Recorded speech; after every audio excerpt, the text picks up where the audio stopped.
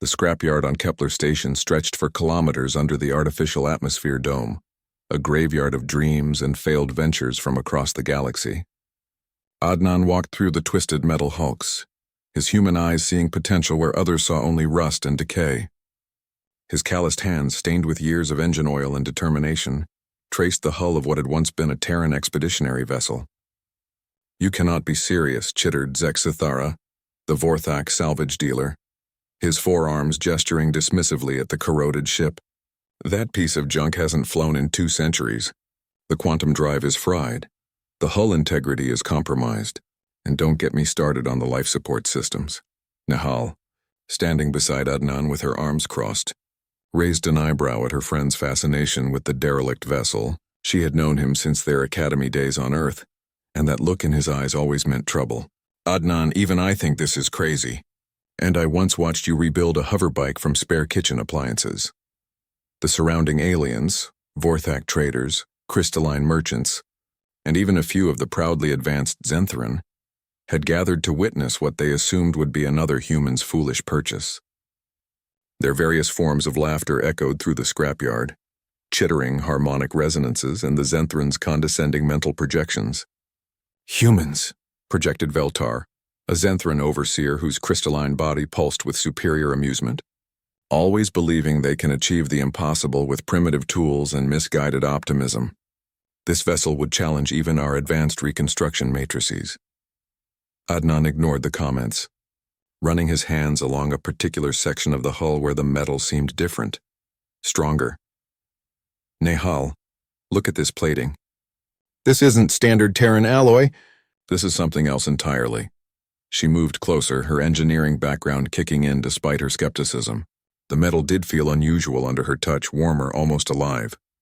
The molecular structure seems adaptive somehow. But Adnan, even if the hull has unique properties, everything else is completely shot. "Exactly," Adnan grinned, that infectious smile that had gotten them both into and out of countless scrapes during their training years, "which means I get to rebuild it exactly how I want." 3 months later, the laughter had died down to occasional snickers whenever aliens passed Docking Bay 47, where Adnan had set up his workshop. The Terran mechanic worked 18-hour days, his hands moving with an artist's precision as he carefully stripped away centuries of neglect. Nehal had officially joined the project after discovering that the ship's original quantum matrices were based on principles that predated known galactic technology by millennia. "The power distribution network doesn't make sense," she muttered, studying holographic schematics that seemed to shift and evolve as she watched. "It's like the ship was designed to integrate with systems that don't exist yet." Adnan emerged from beneath the main engine housing, his face streaked with grease but his eyes bright with discovery. "Maybe they do exist. We just haven't built them yet." He had been scavenging parts from across the station, but not in the way others expected. Instead of simply replacing broken components, Adnan had been studying each piece, understanding its function, then creating hybrid solutions that combined human engineering principles with alien technologies. The Vorthak plasma conduits were rewired using crystalline harmonic principles. The Zenthran computational cores were integrated with human intuitive interface designs. The real breakthrough came when Nehal discovered that the mysterious hull plating responded to bioelectric fields. "Adnan, it's not just adaptive, it's symbiotic." The ship was designed to work with its pilot on a neurological level. "Like a partnership," Adnan nodded, his hands already working on modifications to the pilot interface. Not just flying the ship, but becoming part of it. Word of their progress had begun to spread through the station's alien communities, but the reactions were mixed.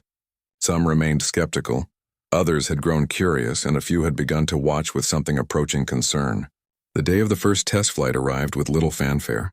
Adnan and Nehal had kept their work mostly secret, but a small crowd had gathered in the observation deck of Docking Bay 47. Zexithara was there, along with Veltar and several other prominent aliens who had initially mocked the humans' purchase. The ship that emerged from the bay bore little resemblance to the rust bucket Adnan had bought. The hull gleamed with an almost organic luster, its lines flowing in ways that seemed to defy traditional engineering.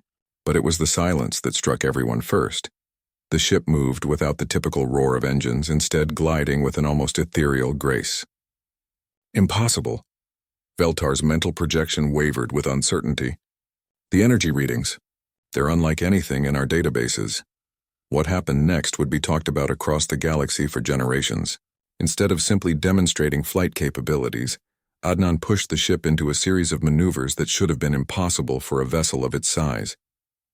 It danced through the asteroid field surrounding Kepler Station like a living thing, responding not just to piloting inputs, but seeming to anticipate threats and opportunities.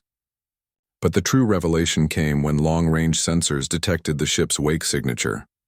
The quantum displacement patterns were creating stable micro-wormholes, effectively making the vessel capable of instantaneous travel across vast distances without the massive energy requirements of traditional FTL drives. Nehal's voice crackled over the comm system, barely containing her excitement.